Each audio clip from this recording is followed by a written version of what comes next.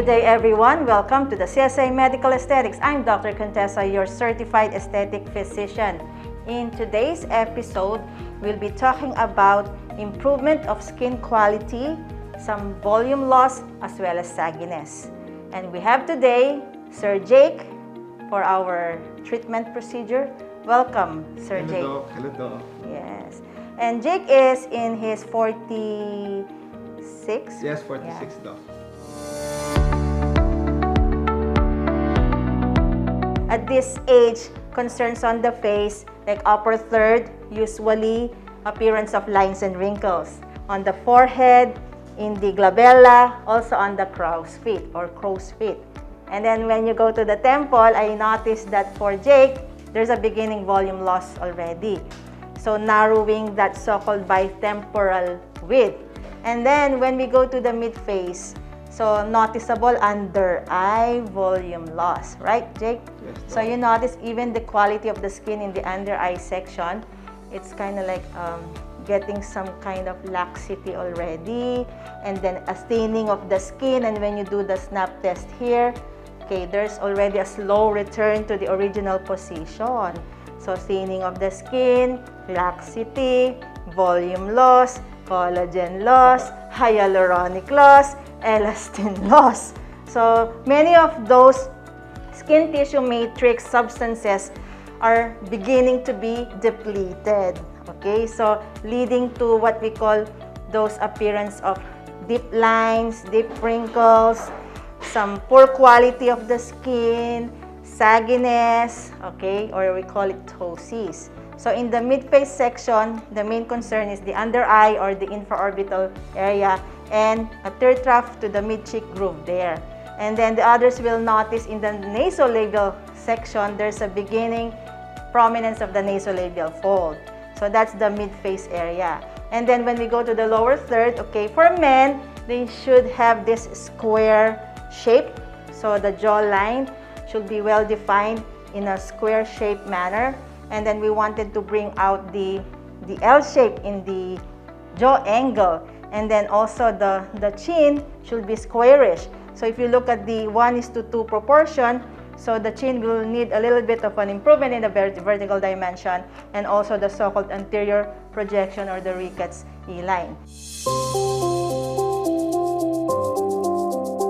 This part now is showing you the anatomical landmarks where we are going to target our treatment product. So for Jake, actually today, our goal is to improve the quality of the skin, improve the elasticity, also correct the acne scars, and improve volume loss and some sagginess. So I'll be working on the periphery, the outer portion of the face, or on the lateral aspects of the face. So with that, we start with this upper area here. So temple fusion line here, and then the lateral orbital rim, the hairline here, and then we have the superior zygoma here, and then inferior border of your zygoma, and then I'll make a straight line that will also reach our masseteric cutaneous ligament and inferiorly your jawline or mandibular line here.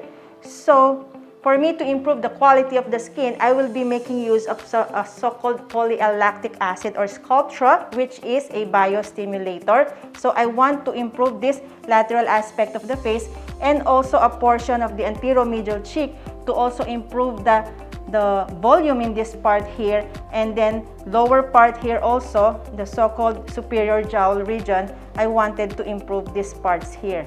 So the product material, the so-called Sculptra, which will be diluted, we want to place it in the subdermal layer or the subcutaneous layer, which is layer 2 of the anatomical plane.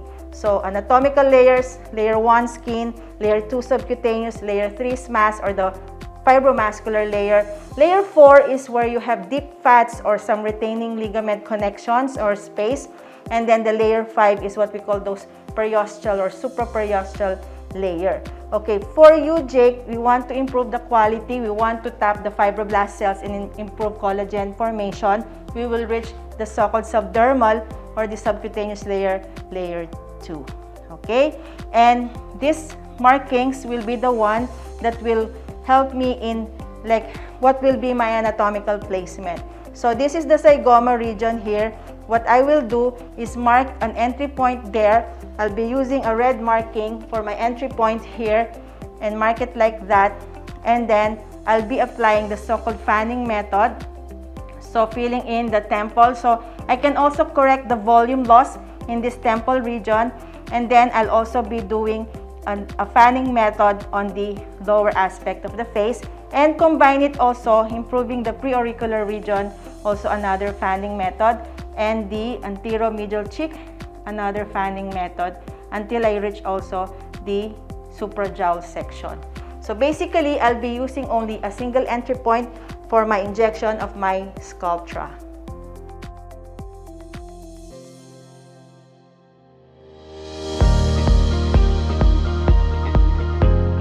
So we're now showing the actual procedure for the Sculptra treatment. So I'll make an entry point here on the zygoma region. So I'll numb it with my lidocaine injection here, just a papule effect there. And then I'll use my gauge 19 needle as my poker for my entry point, or the so-called introducer for your entry point. Okay, that area there which we injected with lidocaine, and then your gauge 19 perpendicularly rotate a bit. And I'll get the diluted Sculptra already prepared in my 5 ml syringe. And then I'll direct it initially perpendicularly to our entry point here. And then I'll start improving the temple region. We have a volume loss there. Okay, towards the hairline first. So it's a fanning method. So expect some resistance there. And then push your product. And then I'll go medial to that. Push a bit of your product, and I'll go more medial to that up to the temple fusion line. Push a little bit of my product, and then go near the tail of the brow and push a little bit of my product. And then after that, I'll also improve the preauricular region. So same entry point, and then towards my tragus. Okay, a small amount of my product, and then inferior to that, small amount of the product. So this area here has some resistance, and then inferior again to that, small amount of the product. So I'm expecting some resistance because Jake has acne scars, remnants from your acne problem in the past. So perpendicularly again, so I can correct my anteromedial section. So I'll also glide subdermally. Okay, I'll feel some cracking sound here. That's normal because of those fibrotic bands from your acne scar, and a bit there. So sterile OS under the cannula, so it doesn't touch the hair and prevent any infection. So I feel some resistance. I'm like doing subcision, and I'll go near this part of the part whereby I cross the mid-cheek groove, and a little bit again there, and then I'll also go towards that superior jowl there. So my technique is using a single entry point. Actually, for Sculptra treatment, you can also have multiple entry points depending on your assessment. So you can even have an entry point in the jaw of the angle. So this one is already going inferiorly. So expect some resistance, some fibrotic bands there because of the acne scars. So we're like doing subcision at the same time, and further going towards that aspect of the mandibular line. So we're already directing it vertically towards the mandibular region. So I can hear some cracking sound because of the fibrotic bands. Then I'm also passing the subzygoma depression there to be able to release those adhesions. So going inferiorly, pushing the product. So the goal here is to deliver a homogeneous or an even distribution of the product in the subdermal tissue. So some resistance again because of the acne scars, some of the fibrotic bands. So it's also managing your acne scar already. So our Sculptra will also improve that. So it's not only for skin laxity, volume loss, sagginess, it's also helping our acne scars to be treated with the help of collagen stimulation as well as other skin tissue matrix substances. So we're done with the right side. Let's proceed to the left part of the face.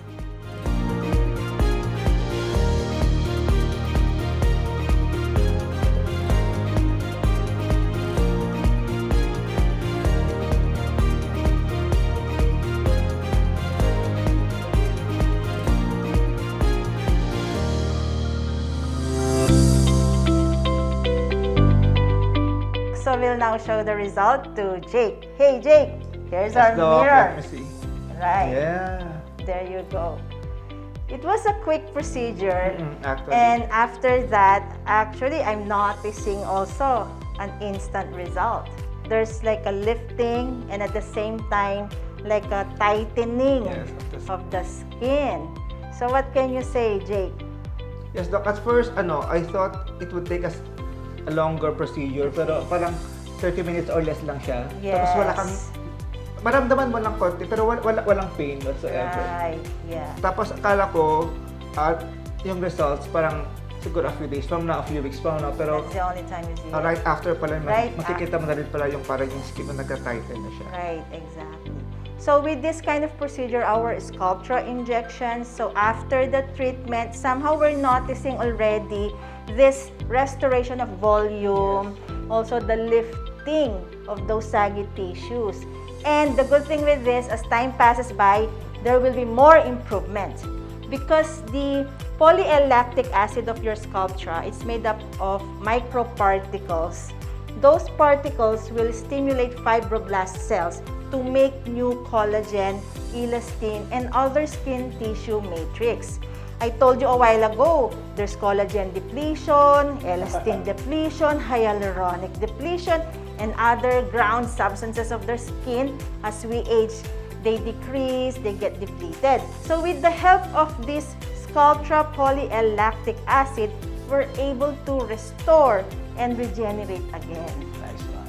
So that's a regenerative medicine. And it's very safe, okay? So these kinds of products, they were scientifically studied, okay? There are like FDA approvals of this one. They've done series of, or clinical phases of like trials. Of course, before they deliver it to us, they really had gone through those long or series of kind of like testing, laboratory, checking, and also for like any adverse reactions. Then they really had to polish everything. So guaranteed safe. Yes, Doc. Yun. Because the others are scared eh. Baka nakakatakot yan. They don't have to be scared though. Yeah, baka mabulok sa loob. Yun. Something wrong will happen to my face. Baka naman over time, maging itsurang yun na. So these kinds of product again, so they are like biocompatible polymers of particles made up of polylactic acid. We've been using them in the medical field, surgical field. We were using them like suture materials. So internally, we were using these kinds of materials for like treatment, suturing, etc. And then the result, you can see some result right now, but over time, you'll see more improvement. And the procedure is quick, so the others are calling it lunchtime treatment. So you can still go back to your work later on. And then after the treatment, we just advise you to do like a massaging, okay? So like we tell also our patients to do some ice compress because we did some manipulation in the soft tissues. The following day, it's normal to have a sensation of some tenderness, okay, in the treatment area. With this kind of treatment, we still have like a series of procedures. So we started with improving the skin quality, the skin envelope, and also correcting some acne scars there. I would recommend to Jake next time, like do correction of the wrinkles there, the infraorbital volume loss, and we can also do some treatment on the center of the face, right? Because the Sculptra is intended for the periphery or the lateral aspect of our face. So the areas we cannot use Sculptra, the forehead, around this eye area, okay, the center, the nose area, nasolabial line, and around the lip area. So that's a contraindication for Sculptra. Okay, we've learned something today, right, Jake? Yes, Doc. Thank you so much. So hopefully we'll still have another treatment for you, your journey Yes, Doc. to becoming more youthful.